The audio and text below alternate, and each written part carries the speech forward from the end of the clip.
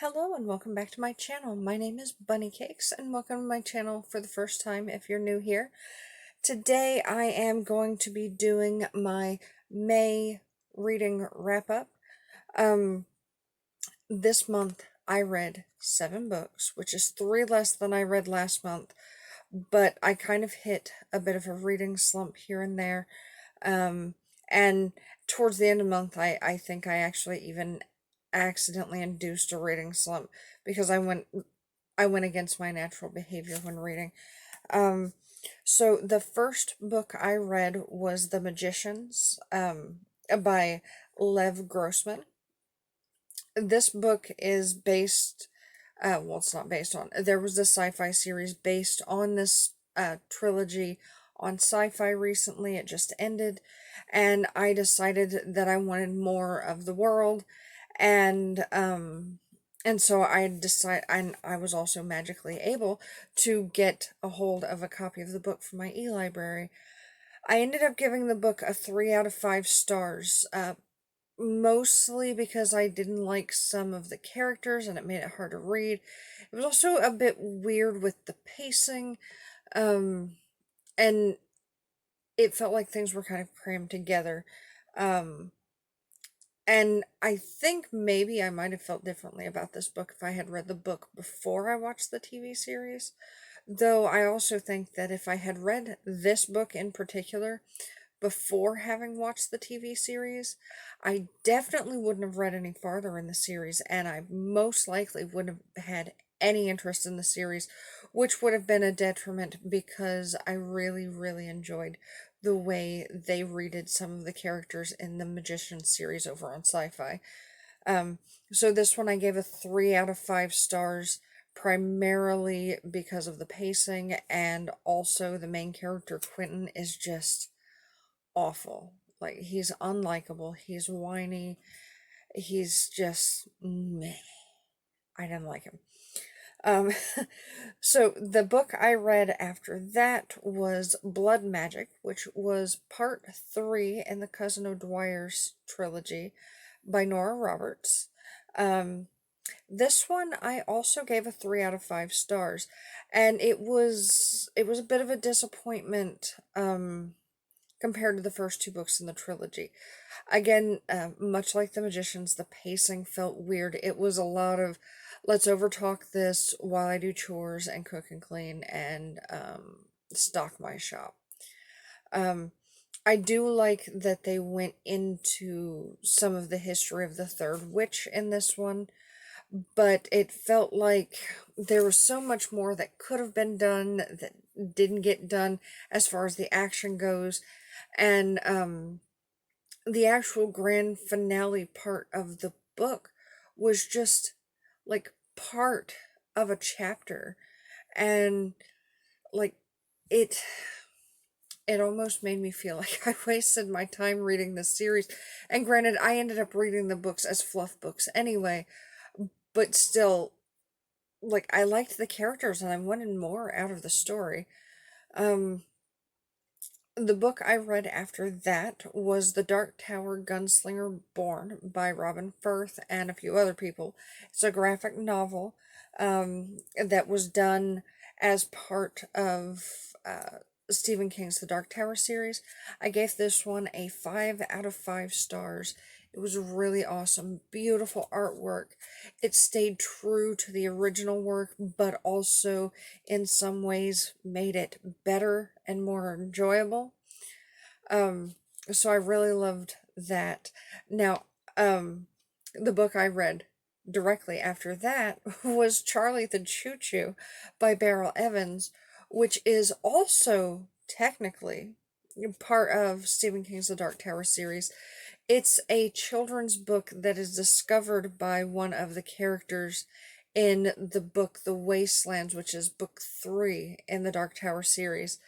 Um, and this is really cute. It's a really cute story that you could actually share with children, and there wouldn't be any problem with it. It's written as a very good children's story, but if you know where the book actually comes from and you pay attention to the artwork, it's very sinister and kind of creepy, and I actually kind of fell in love with it.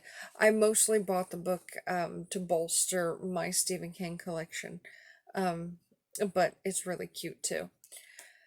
And the book I finished after that was Classic Vampire Short Stories and it was edited by Richard Pascoe.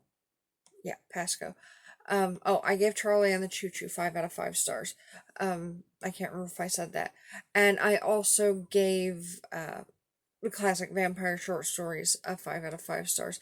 These were all stories that I had never heard before by classic authors.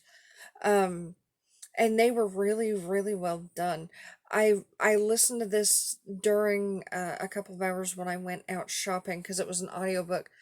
Um, I went out shopping last Saturday. Yeah. And I listened to this book while I was out, and it was the stories are very telling of the time. So there were some parts that made me laugh. They weren't necessarily intended to make you laugh, but they were just funny, just in the context of the time that we're in right now. And so it was a really, really good read. Um, and then the book I finished after that, which would be book 6, was Dead Ends: The Pursuit, Conviction, and Execution of Serial Killer Eileen Wuornos. That is a long title. By Joseph Michael Reynolds, who has all of his names on there as well. It's epically long. So obviously, this is about Eileen Wuornos. I read this as part of a book club, a true crime book club. I will link the Facebook down below if I remember it, and also the Goodreads if I remember it. I gave this one initially a 4 out of 5 stars, but after thinking on it, if you've seen my review video, you'll see that I lowered it down to a 3 out of 5 stars because I felt like a lot of things could have been handled better. They only really went in depth in any way on a couple of Eileen's victims. And I think some of the way they described things kind of glossed over parts that shouldn't have been, um, and that sort of thing. I'm really interested in the Eileen Wuornos case actually more after reading this book, mostly because I could see as a reader and as a reader of true crime that there were holes in this book. Um, and it made me want to go watch documentaries and find other books about Eileen Wuornos to see if anything else covers those sort of plot holes in her story, like how the first man that she murdered was a convicted sex offender um, before he ever met her, and he's the very first one that she accuses of rape, which seems kind of fishy. Or like the plot hole where her public defender left her for what seems to be an hour or more while she was in the middle of confessing, which seems a bit suspect. Um, and just some of the other things. Now, there are some things about it that none of us can seem to find, like exactly what all happened with Eileen's girlfriend, Tyria. Um, but yeah, it's one of those, with the addition of the other stuff I read, I totally am interested in Eileen, but this book specifically, I mean, it did dip my toes in the water, but I think that if I wasn't um naturally into playing detective a little bit, that I probably wouldn't have gotten much out of this book by itself. And then the final book that I finished is part 2 in the graphic novel series for The Dark Tower. It's The Dark Tower, The Long Road Home. This covers the second half of the story from Wizard and Glass. which is the book that the first one that I read, The Gunslinger Born. It covers the first half of Roland's backstory in Wizard and Glass. So Wizard and Glass actually bounces back and forth in time. It bounces to the past, but it also has some present story in it, and the graphic novels are pretty much only covering, at least these two, they only cover Roland's initial past. So um you could actually read these without having read the Dark Tower series at all and get enjoyment out of it, because it's Roland's backstory, which you don't get from the first three books, at least not very much. Again, this one was one I really, really liked. It's got amazing artwork. This one is significantly more graphic visually, and by I mean like bloody, gory graphic, not more pictures. It's actually a shorter book, but the pictures are more scary and disturbing, and one of the first pictures you see is the love of Roland's life after she's been burnt at the stake. Um, so it's not necessarily for the faint of heart, and definitely probably not for children.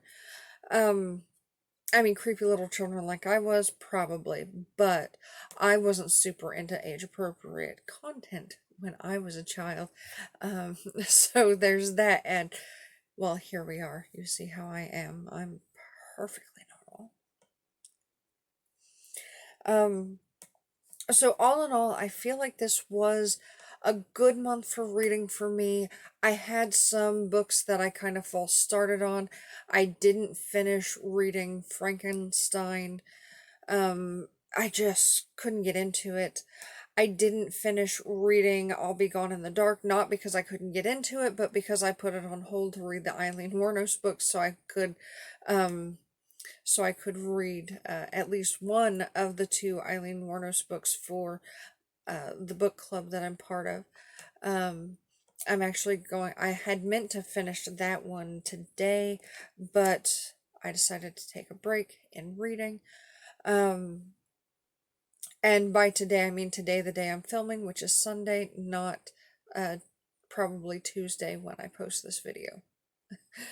Um, but yeah, it was a good reading month, even though I did suffer some reading slump and reading fatigue and just general worn out fatigue from everything that's going on between COVID and now the murder of George Floyd and the resulting protests, and the national recognition of that, and everything that is just happening. It's exhausting, and I know if it's exhausting for me, then it is way more exhausting for our friends and family members of color, especially our Black friends and family members. So, I'm trying to recognize that. I have white girl problems, and their problems are worse than mine.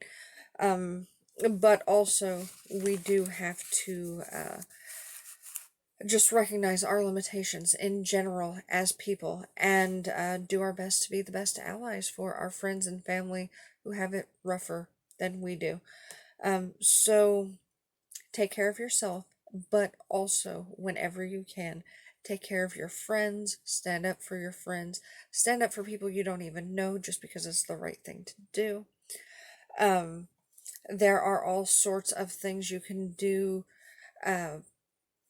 whether it's joining in, there are many ways to join in the fight, politically, monetarily, physically, whatever. Do what's right for you, and just do what's right in general. And remember to be the best person you possibly can every day, and always try to be a better person today than you were yesterday, and remember to be an even better person tomorrow. Thank you for watching this video, and I do hope you have a better rest of your day. Stay strong out there. Bye-bye.